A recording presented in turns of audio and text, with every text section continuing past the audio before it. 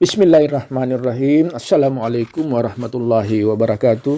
Mari kita dengarkan bacaan dari buku Membina Keluarga Bahagia karangan Profesor Dr. Syekh Haji Jalaluddin yang judulnya Tata Tertib yang dilaksanakan sewaktu istri dalam mengandung. Di waktu wanita dalam hamil, terkadang-kadang badannya lesu dan layu, pikirannya kusut masai, nafsu makannya terganggu, dia banyak muntah, badannya serba tidak enak. Suami yang bijaksana hendaklah sabar, terkadang-kadang di waktu itu dia ganas dan kejam. Kalau dia tidak rida, janganlah suami bersifat diktator. Janganlah suami marah-marah, berhati-hatilah berhadapan dengan istri kita yang sedang hamil. Terutama di waktu permulaan hamil. Berilah dia pakaian yang bagus, memakai harum-haruman yang menyejukkan pikirannya. Kalau ada berita-berita yang mengerikan, janganlah disampaikan kepadanya, dan sampaikanlah hal ihwal yang menggirangkan hatinya. Suruhlah dia bangun malam, memintakan berkat anak yang dalam rahimnya. Perbanyaklah berdoa kepada Allah, dan perbanyaklah bersedekah kepada fakir miskin. Di waktu anak dalam rahim itu, ibu bapaknya mulai mendidik roh anak-anaknya. Di waktu sang istri sedang hamil, bawalah dia berjalan-jalan melihat keindahan pemandangan yang beraneka warna, mendengar suara-suara yang merdu, bunyi-bunyian yang berirama. Perlihatkanlah kepadanya gambar-gambar yang bagus. Kalau ada seseorang mempunyai sifat-sifat yang baik, yang alim dan wara, maka suruhlah istri itu melihat laki-laki yang demikian, sebab penglihatannya mempengaruhi jiwa anak dalam rahimnya. Yang terpenting sekali, kedua suami istri itu hendaklah menegakkan amal saleh sebanyak-banyaknya, dan perbanyaklah zikrullah, karena hal itu menjauhkan syaitan dari rahim istri tadi. Berilah nafkah istri yang dalam hamil melebihi dari waktu yang ia sebelum hamil. Apa saja makanan-makanan yang dikehendaki istri selagi dia dalam hamil, maka hendaklah suami memberinya. Dan kalau tidak diberi makan makanan dan buah-buahan yang dikehendakinya, sudah pasti akan mempengaruhi jiwa anak itu. Disebabkan perempuan asalnya dari tulang yang bengkok, yang mungkin dia bersifat bengkok dalam pergaulan, maka hendaklah suami berlaku sabar dan tenang menghadapi peristiwa-peristiwa yang terjadi dengan istrinya. Nabi Muhammad SAW sudah mensabdakan yang berbunyi, maksudnya kira-kira, daripada sahabat Abu Hurairah radhiyallahu an, bahwa Rasulullah SAW bersabda, barang siapa percaya pada Allah dan pada hari kiamat, maka janganlah menyakiti tetangganya, dan hendaklah menasihati atau berwasiat pada perempuan-perempuan dengan baik-baik, karena mereka itu dijadikan daripada tulang rusuk. Dan sesungguhnya sebengkok-bengkok barang yang ada pada tulang rusuk itu yang di sebelah atas, jika engkau luruskan dia, berarti engkau mematahkannya. Jika engkau biarkan saja, tetap bengkok. Oleh sebab itu berwasiatlah pada perempuan-perempuan dengan baik-baik.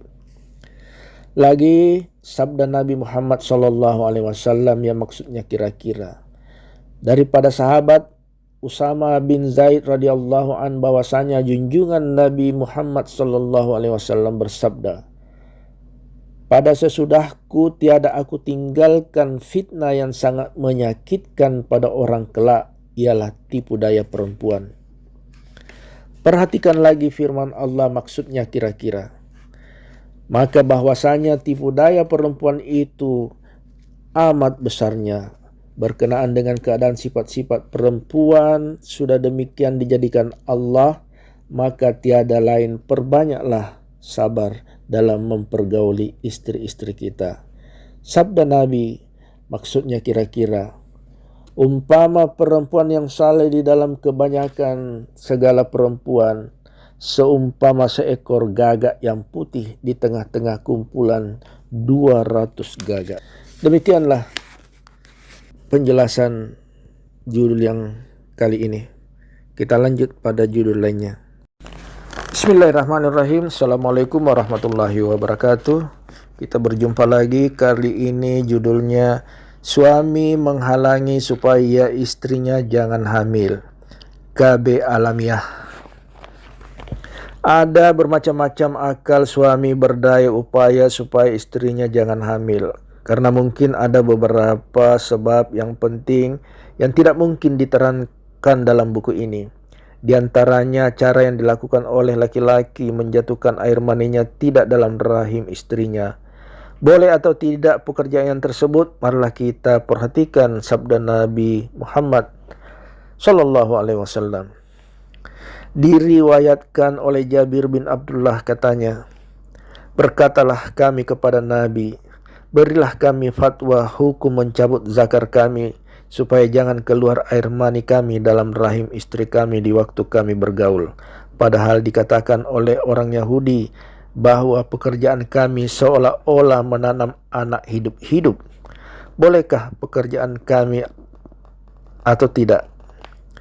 Ketika didengar oleh Rasulullah pertanyaan kami itu, maka Nabi menjawab dengan sabdanya, bohonglah Yahudi itu mengatakan seperti menanam anak hidup-hidup, bahwasanya Allah Ta'ala apabila menghendaki ia akan memberi seseorang akan anak, tiada seorang yang dapat mencegahnya.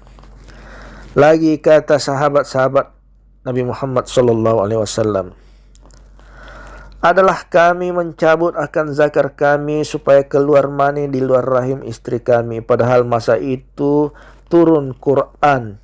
Jika sekiranya pekerjaan kami itu terlarang, tentulah larangan Allah itu tersebut dalam Al-Quran.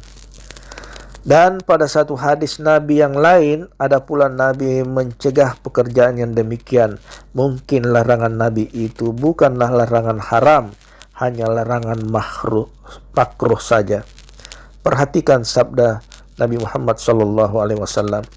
Diriwayatkan oleh sahabat Nabi Abi Sa'id Khudri.